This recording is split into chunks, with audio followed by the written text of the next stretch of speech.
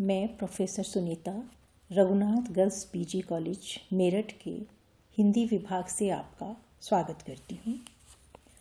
आज के हमारे अध्ययन के मूल आधार ग्रंथ हैं प्रथम हिंदी साहित्य का इतिहास, जिसके संपादक डॉक्टर नगेंद्र हैं। द्वितीय हिंदी साहित्य का इतिहास, जिसे डॉक्टर मानसिंह वर्मा जी ने लिखा है। आज हमारे अध्ययन का विषय है भक्ति काल। हिंदी साहित्य में 1375 से 1700 विक्रम संवत के समय को भक्ति काल के नाम से जाना जाता है। भक्ति काल से तात्पर्य उस काल से है जिसमें मुख्यतः भागवत धर्म के प्रचार तथा प्रसार के परिणाम स्वरूप भक्ति आंदोलन का सूत्रपात हुआ था और उसकी लोकोन्मुखी प्रवृत्ति के कारण धीरे धीरे लोक प्रचलित भाषाएं भक्ति भावना की अभिव्यक्ति का माध्यम बनने लगी थी। बाद में भक्ति विषयक विपुल साहित्य की बाढ़ सी इस भक्ति आंदोलन के कारण साहित्य जगत में आ गई, परंतु यह भावना वैष्णव धर्म तक ही सीमित नहीं थी। शैव, शाक्त आदि धर्मों के अतिरिक्त बौद्ध और जैन संप्रदाय तक इस प्रवाह से प्रवाहित हुए बिना न रह सके। भक्ति के मूल में भज धातु है, जिसका अर्थ है भजना। अपने इष्ट का भजन ही भक्ति है, ऐसा भक्त मानते हैं। नारदीय भक्ति सूत्र में इसे प्रेम रूपा और अमृत स्वरूपा कहा गया है। पराशर पुत्र व्यास ने पूजा आदि में जो अनुराग होता है उसको भक्ति कहा है, तो अन्यत्र कई कथाओं में अनुरक्ति की भावना को भक्ति मान लिया गया है। गीता में मन और बुद्धि को पूर्ण रूप से कृष्ण को समर्पित कर देने की भावना को ही भक्ति माना है। तात्पर्य यह है, अपने इष्ट के प्रति अनुरक्ति से भरा हुआ पूर्ण समर्पण ही भक्ति है। भक्ति काल में हमारे अध्ययन का विषय आज है संत काव्य। किंतु संत काव्य को जानने से पहले हम भक्ति काल के वर्गीकरण पर एक दृष्टि डालेंगे। भक्तिकालीन काव्य को प्रमुखतया दो धाराओं में विभक्त किया गया है, निर्गुण भक्ति धारा और सगुण भक्ति धारा। इन दोनों धाराओं से निकले हुए साहित्य को ही क्रमशः निर्गुण काव्य और सगुण काव्य कहा जाता है। निर्गुण भक्ति धारा की भी दो उपधाराएं हैं, एक निर्गुण ज्ञानाश्रयी धारा और दूसरी निर्गुण प्रेमाश्रयी धारा। प्रथम को संत काव्य धारा या ज्ञानाश्रयी धारा कहते हैं, जिसके प्रतिनिधि कवि कबीर हैं। द्वितीय को निर्गुण प्रेमाश्रयी या सूफी काव्य धारा कहते हैं, जिसके प्रतिनिधि कवि जायसी हैं। सगुण भक्ति धारा की भी दो उपधाराएं हैं, एक राम काव्य धारा जिसके प्रतिनिधि कवि तुलसीदास हैं और दूसरी कृष्ण काव्य धारा या कृष्ण काव्य शाखा जिसके प्रतिनिधि कवि सूरदास हैं। संतों की दृष्टि से निर्गुण से आशय गुण रहित राम से न होकर गुणातीत राम से है। निर्गुणियों के जो राम हैं वो गुणों से परे हैं। उनमें क्षमा, दया, सहानुभूति और सदाचरण जैसे गुण तो हैं, किंतु उनका अस्तित्व इन गुणों तक ही सीमित नहीं है। वे बहुत व्यापक हैं, वे उन गुणों से भी कहीं परे हैं। निर्गुण और सगुण का प्रमुख अंतर अवतारवाद और लीलावाद को लेकर है। सगुण के राम अवतार धारण करते हैं, वे मनुष्य रूप में संसार में अवतरित होते हैं और विभिन्न प्रकार की लीलाएं करते हैं, अपने भक्तों की रक्षा करते हैं, उनका सहारा बनते हैं। किंतु निर्गुण के राम न अवतार धारण करते हैं, न ही लीलाएं करते हैं, न मूर्ति पूजा में उनका विश्वास है और न ही बहुदेवतावाद में। निर्गुण उपासना वास्तव में अपने युग की एक उपज है। इस प्रकार हम देखते हैं कि भक्ति काव्य कुल 4 प्रमुख धाराओं में बटा हुआ है। निर्गुण ज्ञानाश्रयी धारा अथवा संत काव्य, निर्गुण प्रेमाश्रयी सूफी काव्य धारा, राम मार्गी धारा और कृष्ण मार्गी धारा। ज्ञानोन्मुख भक्ति वाली काव्य धारा को ज्ञानाश्रयी काव्य धारा कहा गया है। संत काव्यधारा या ज्ञानाश्रयी शाखा को स्पष्ट करते हुए हम कह सकते हैं कि यद्यपि कबीर, नानक, दादू और रैदास आदि कवियों के काव्य में प्रेम का प्रचार दिखाई देता है और कबीर तो कई स्थानों पर सूफियों से भी अधिक भगवत प्रेम में विहल और मगन दिखाई पड़ते हैं, फिर भी एक तो सूफियों ने जिस प्रकार प्रेम कहानियों में मानवीय धरातल पर उतरकर प्रेम की विविध और व्यापक मनोदशाओं का चित्रण किया है, वैसा इन कवियों में कहीं नहीं मिलता है। दूसरे, इन कवियों का ज्ञान पर भी पर्याप्त बल बना रहता है। इस कारण इन्हें ज्ञानाश्रयी धारा का कवि कहा गया है। इनके ज्ञान का स्रोत है इनका अनुभव और वेदांत। कागज की लेखी और शास्त्र वचन में इनका विश्वास नहीं है। कबीर ने कहा भी है, तू कहता कागज की लेखी, मैं कहता आँखिन की देखी। या फिर साखी आँखी ज्ञान की, समझ देखी मनमाही, बिन साखी संसार का झगड़ा सुरझत नाही। निर्गुण ज्ञानाश्रयी शाखा को संत मार्गी काव्यधारा भी कहा गया है। संत शब्द का प्रयोग सामान्यतः सदाचारी सज्जन व्यक्ति के लिए होता रहा है, किंतु साहित्य इतिहास में यह शब्द निर्गुणोपासक कवियों के लिए रूढ़ सा हो गया है। सगुणोपासकों के लिए भक्त और निर्गुणोपासकों के लिए संत शब्द का प्रयोग बहुतायत से साहित्य में दिखाई देता है। अब हम संत काव्यधारा की या निर्गुण ज्ञान मार्गी काव्यधारा की सामान्य प्रवृत्तियों की विवेचना करेंगे। इसकी प्रमुख प्रवृत्तियां निर्गुण की उपासना, समन्वयवाद और एकेश्वरवाद की स्थापना, बाह्याडंबरों का विरोध, गुरु की महिमा का वर्णन, शास्त्रों का विरोध, माया का विरोध, जाति पाति का विरोध आदि हैं। निर्गुण ज्ञान मार्गी धारा का काव्य मनुष्य की शुद्रता, संकीर्णता, आडंबर, स्वार्थपरता और काम वासनाओं से मुक्ति का काव्य है। वह गहरी मानवीय करुणा से प्रेरित है। उसकी प्रमुख प्रवृत्तियों को हम आगे आकर रेखांकित करेंगे। संत काव्य की प्रमुख प्रवृत्ति है निर्गुण की उपासना। मानव मात्र में किसी एक ही तत्व के दर्शन करने के कारण संतों ने निर्गुण की उपासना को अपनाया। हिंदू, मुसलमान और हिंदुओं के बहुदेववाद और ऊंची नीची जातियों के कृत्रिम भेदभाव को मिटाने का यह आधार उन्हें बड़ा सशक्त प्रतीत हुआ। जो गुणहीन नहीं, गुणातीत है, जिसका कोई आकार नहीं है, अतएव उसकी मूर्ति नहीं बनाई जा सकती। जो अवतार धारण नहीं करता, जो लीला नहीं करता, ऐसा ब्रह्म हिंदू मुसलमान दोनों को स्वीकार्य हो सकता है। वैष्णव, शैव, योगी, ज्ञानी और भक्त सभी का आराध्य हो सकता है। उसे ब्रह्म कहो, राम कहो, रहीम कहो, अल्लाह कहो, कोई अंतर नहीं पड़ता। संतों ने उसे ब्रह्म के साथ साथ कभी राम, कभी गोविंद, कभी गोपाल, कभी केशव तो कभी हरि कहकर भी पुकारा है, किंतु वह न तो दशरथ का राम है और न ही पौराणिक गोविंद, गोपाल और हरि है।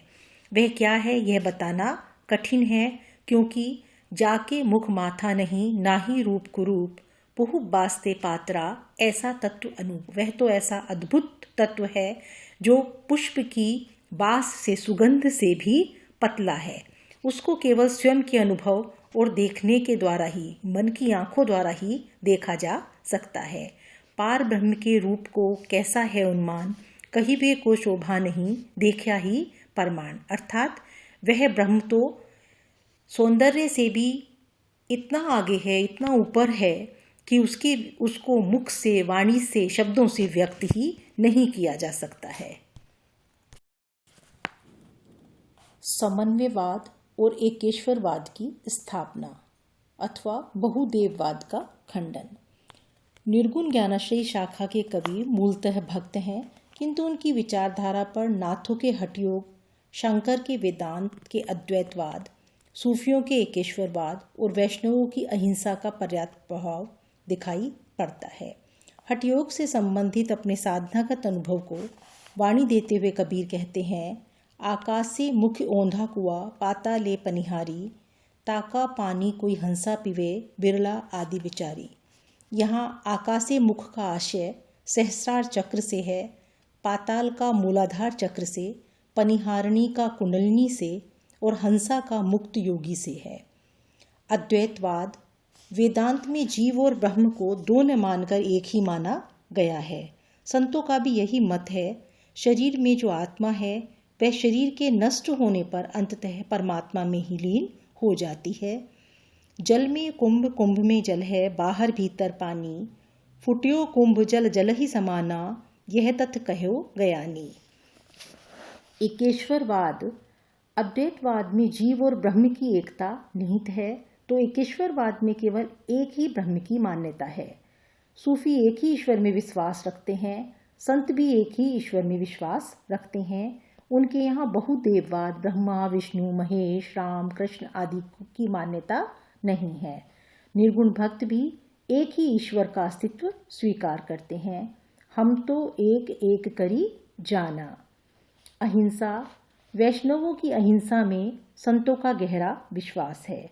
अहिंसा के अंतर्गत वे जीव की हत्या न करना, किसी को चोट न पहुंचाना, किसी को कष्ट न पहुंचाना, सभी को स्वीकार करते हैं और जीव हत्या को वे पाप की श्रेणी में रखते हैं। दुर्बल को न सताइए जाकी मोटी हाय कहकर वे गरीब दुर्बल निर्धन को सताने से स्वयं को रोकते हैं। तो बकरी खाती पात है ताकि काढ़ी खाल कहकर वो जो जीव हत्या है उसको पाप की श्रेणी में स्थापित करते हैं। संतों ने वर्णाश्रम व्यवस्था, कर्मकांड और पाखंडों का जमकर विरोध किया। वे संसार में प्रचलित प्रत्येक पाखंड के विरोधी थे, जिसके कारण उन्हें समाज सुधारक की संज्ञा भी दी गई। सर्वधर्म संभाव और मानव मात्र में एकता के दर्शन उन्होंने सदैव किए। उन्होंने हिंदू मुसलमानों में व्याप्त जाति, धर्म, संप्रदाय और कर्म कांडों की संकीर्णताओं पर जमकर प्रहार किया। गेरुए वस्त्र पहनना, केश मुंडाना, केश बढ़ा लेना, मूर्ति पूजा करना, माला जपना, व्रत रखना, रोजा रखना, नमाज पढ़ना उनकी दृष्टि में पाखंड हैं, बाह्याचार हैं। अंधविश्वास को तोड़ने के लिए वे कहते हैं कि ये अंधविश्वास जीवन को उसके मूल लक्ष्य तक पहुंचने से रोकते हैं।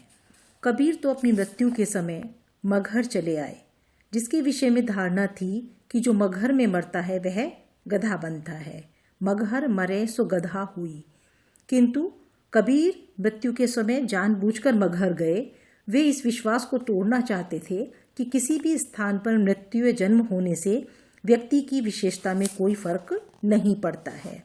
वेद शास्त्र, पुराण और कुरान किसी में उनका विश्वास नहीं है। कबीर रूढ़ियों का विरोध करते हुए कुछ अक्खर नजर आते हैं और पंडित, मुल्ला और अवधूत सभी को फटकार लगाते हुए दिखाई देते हैं।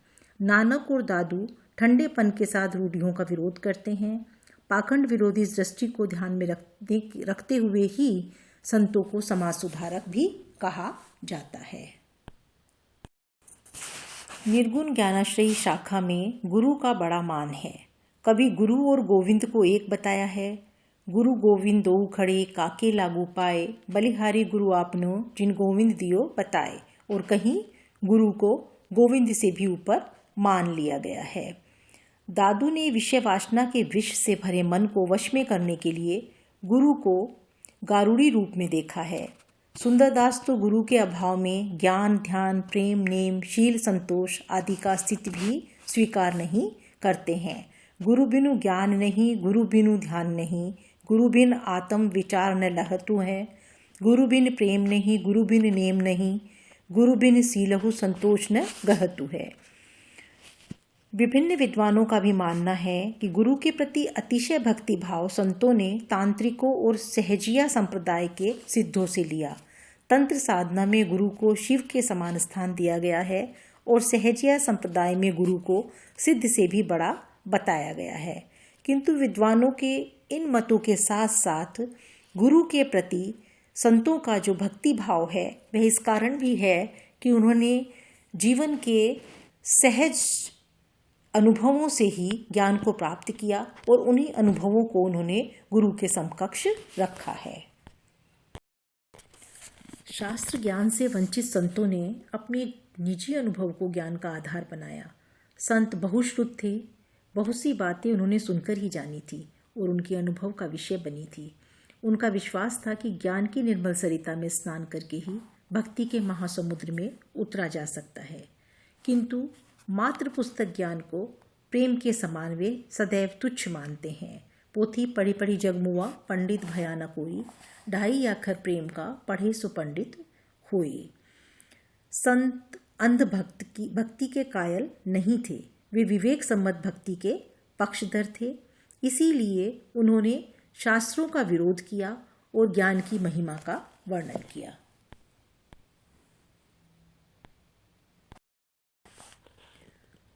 माया महाठगनी हम जानो।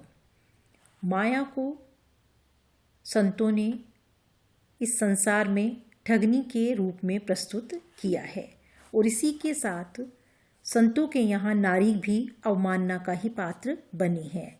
नारी को वस्तु से अधिक महत्व उन्होंने नहीं दिया है, उसे उन्होंने माया के समान ही अपनी साधना में बाधक माना है तथा माया के रूप में ही स्वीकार किया है।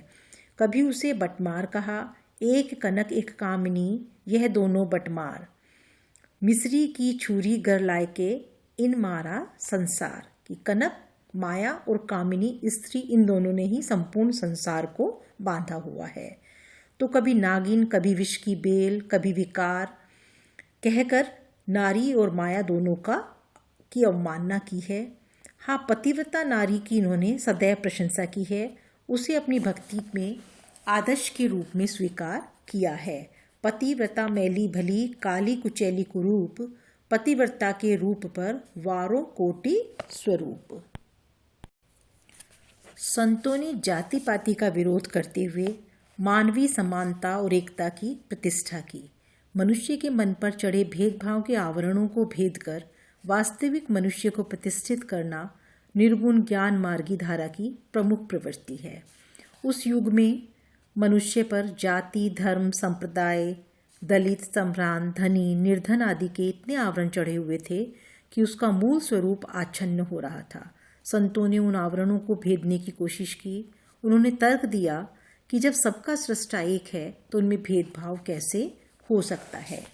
कबीर हर इंसान में अपने एक ही लाल की लाली देखते हैं, तो हिंदू मुआ राम कही, मुसलमान खुदाई, कबीर कहे सो जीवता जो दुई में कदे न जाए, कहकर वे एकेश्वरवाद की स्थापना करते हुए दिखाई देते हैं।